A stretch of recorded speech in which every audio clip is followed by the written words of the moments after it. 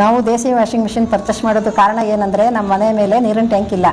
ಆದರೂ ನಾವು ಇಲ್ಲಿ ಇದನ್ನು ಎಲ್ಲರೂ ಎತ್ತಿಟ್ಕೋಬೋದು, ಎಲ್ಲರೂ ವಾಶ್ ಮಾಡ್ಬೋದು. ಬೇಗ ಕೊಳೆ ಹೋಗುತ್ತೆ. ಪ್ಯಾಂಟಿನ ಕಾಲ್ಪಟ್ಟಿ ಹತ್ರ, ಕತ್ತಿನ ಕಾಲ್ಪಟ್ಟಿ ಹತ್ರ, ತೋಳಿನ ಕಾಲ್ಪಟ್ಟಿ ಹತ್ರ ಎಲ್ಲ ಉಜ್ಜೋಂಗಿಲ್ಲ, ನೀಟಾಗಿ ಕೊಳೆ ಹೋಗುತ್ತೆ. ಅದರಿಂದ ಇದನ್ನೇ ಪರ್ಚೇಸ್ ಮಾಡ್ತಾ ಇದ್ದೀವಿ.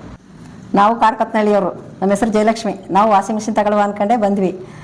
ನಾವು ಅಣ್ಣೂರಲ್ಲಿ ನೋಡಿದ್ವಿ, ವೆಟೆನರಿ ಡಾಕ್ಟ್ರು ಚೆನ್ನಪ್ಪ ಅವ್ರ ಮನೇಲಿ ನೋಡಿದ್ವಿ. ಆಮೇಲೆ ಮತ್ತೆ ಕಾಡ್ಕೊತ್ನಳ್ಳಿಲೇ ನೋಡಿದ್ವಿ, ನುಗಳಿ ಕೊಪ್ಪಲಲ್ಲಿ ನೋಡಿದ್ವಿ.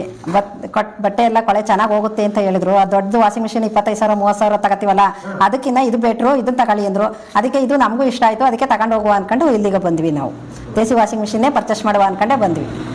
ತಗೊಂಡಿರೋರು ಹೇಳಿದ್ರು ಈ ಥರ ಮಾಡಿದ್ರೆ ಏನು ಮಾಡೋಂಗಿಲ್ಲ, ಅದರಲ್ಲಿ ಚೆನ್ನಾಗಿ ಹೋಗುತ್ತೆ, ಅದನ್ನೇ ತಗೊಳ್ಳಿ ಅಂತ ಹೇಳಿದ್ರು. ಅದಕ್ಕೋಸ್ಕರ ಇದನ್ನೇ ತಗೊಂಡು ಹೋಗ್ಬೇಕಂತ ಬಂದ್ವಿ. ದೇಸಿ ವಾಷಿಂಗ್ ಮಿಷಿನ್ ಸೂಪರ್.